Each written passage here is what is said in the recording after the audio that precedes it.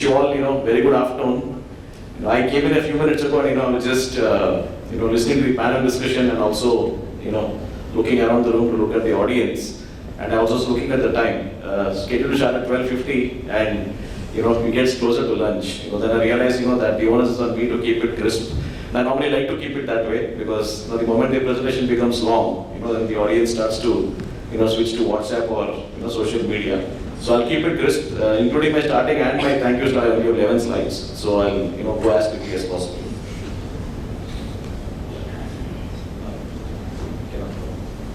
They figured out that they couldn't plug in my laptop here, and the security measures, right? I can't transfer the file to their laptop or mail it to them. So then, in typical Indian style, Jugaad style, they figured out a solution. So I'll, continue from where we left off. So the topic given to me is, about artificial intelligence and, how it basically impacts CX. And it was good to, hear the panel discussion before I came in because, there were some points, which resonated, pretty well with me. And one of them was about the fact that when we talk about artificial intelligence, when it comes to customers, it's extremely important to also bring in the human angle. Because customers don't call you during their good times, they call you when they are in trouble. So it can't only be about efficiency or digitization. It's also got to be a digital servicing approach, but with empathy or a healing touch. That's one aspect.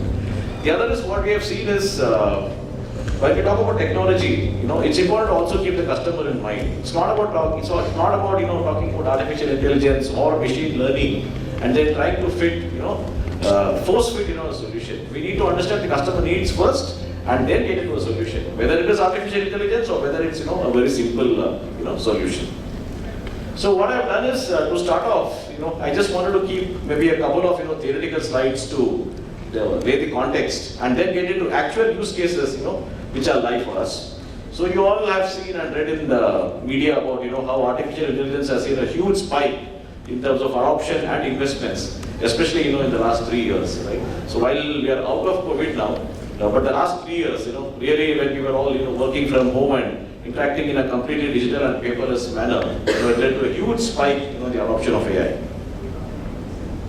And if you look at some of the trends in AI, while AI is a very broad term, encompassing a range of areas, right? Especially in voice, and we expect voice to be one of the new frontiers, going forward.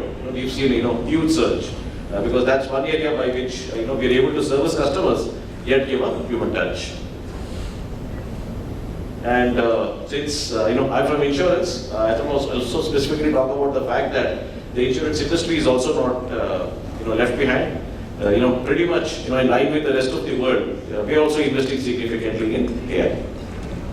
So that's broadly just a couple of slides on the theoretical underpinning. I'll now jump into the use cases. I'll start with this. If you look at insurance, we offer a range of insurance products. Motor insurance, most of you must be having because it's mandatory. But we also have health insurance, we have crop insurance, home insurance, a variety of insurance products. So what happened during the pandemic, right? In case you crashed your car, we could ask you to wait. Because firstly, not many people were driving cars working from home. And secondly, it can wait, right? Your car can be in the garage or in the home for maybe a week or 10 days. But if you're a human being, in the area of health insurance, you can't wait.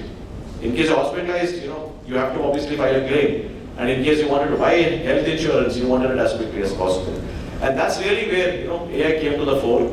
And just imagine the complex situation. Customers are at home, they can't travel outside.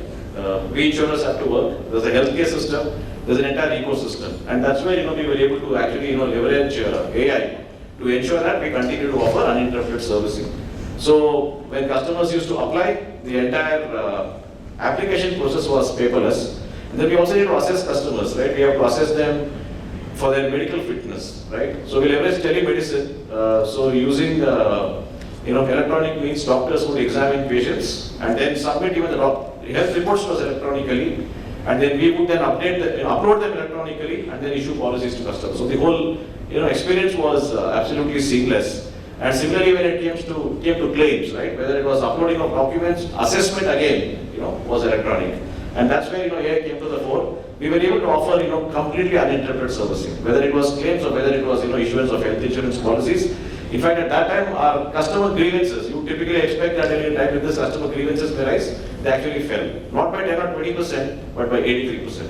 So that clearly shows that we were digitally prepared. Customers were able to, deal with this. And I'll share some more use cases, as we go ahead. We heard in the previous panel as well that, for example, if you look at bots, right, you find bots everywhere. So when it comes to leveraging AI or when it comes to leveraging digitization, it's not about doing something different. It's not about doing necessarily something new, but it's also about, how do you leverage what is available to everybody differently. And I'll just explain, 3-4, areas by which we'll be able to differentiate ourselves, right? So if you look at a bot today, it's very common. You go to any website, a bot will pop up. Now, how will we be different? Firstly, we did not pick niche use cases, the simple ones. We actually went to a contact center, figured out key drivers of traffic. Why do customers call us? Let's pick the main reasons. And then we built seamless digital journeys using an AI-driven bot, and other assets. So when COVID happened, for us it was a virtual overnight switch. We were able to tell customers, don't worry, if contact centers are down, go to our bot. And customers could leverage an AI-driven bot through WhatsApp as well as through other means. And then at that time, 1 in every 3 customers came to us through this, and the servicing was seamless. And that's when, as I told you, the proof of the pudding lies in the eating. Our customer grievances fell by 83%. The other is offering services in multiple languages. This is one area typically, where many firms in our country fail. Our customers speak multiple languages, whereas digital assets tend to be in English. Whereas we offered our AI-driven bot in multiple languages, and we were able to amplify our reach. And that's why, we were able to really emerge. Not just, it was not just surviving the crisis, but we actually thrived through it.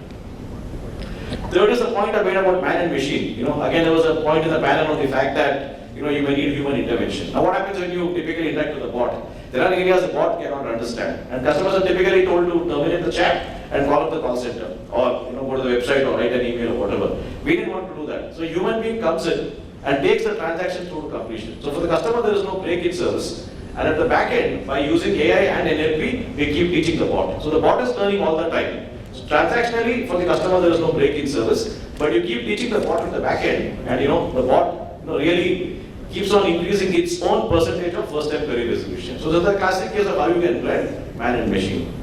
And the fourth one, to the point that I made about voice, is again where we were able to leverage our AI-driven bot. So when Google Assistant and Alexa were launched in India, we integrated our bot with these voice platforms. So let's say you're Alexa at home, you would say, hey Alexa, can you play some music, or can I get to know the weather?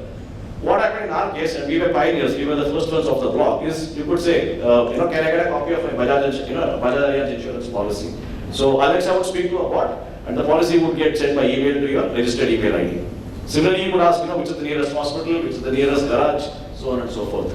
And especially when you're interacting in a touchless environment, this really, came to the fore.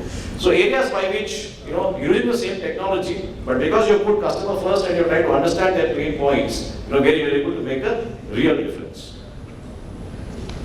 Similarly, on conversational AI, when customers had queries in terms of, what is COVID, so on and so forth, right? We were able to ensure, the seamless interaction with customers, because you cannot just keep on adding people just to add queries, right? That's when you basically say, leverage, voice platforms. There is an AI-driven engine at the back end, and then you could answer all your queries, and that again led to huge customer comfort. This again is an interesting aspect from the point of view of leveraging AI for customer servicing. If I were to ask you about an image of a customer in your mind, you would think of an individual customer. Typically, that's what we would think. But let's not forget that we also have corporate customers, right? We have a huge B2B segment. So let's illustrate this example, with some details. Let's take, a company which has group health cover, and let's say, they have maybe 10,000 employees. Even if you have 1% attrition, it means there are 100 employees leaving and 100 employees joining.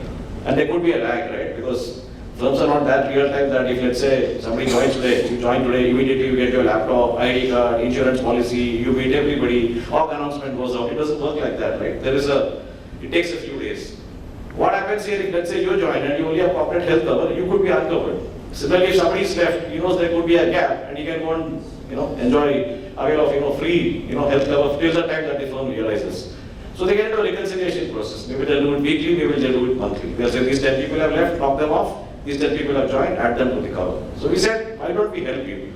So here what we do is, by leveraging AI, we give them a tool by which on a real-time basis, they can update. So now they don't have to worry about, reconciliation, getting into a process, so forth and so forth.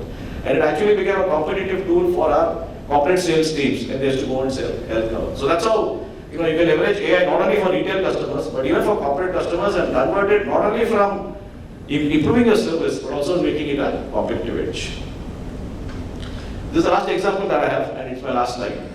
I gave you quite a few examples on health insurance, but let me also speak about motor insurance, because many of you, would have car insurance.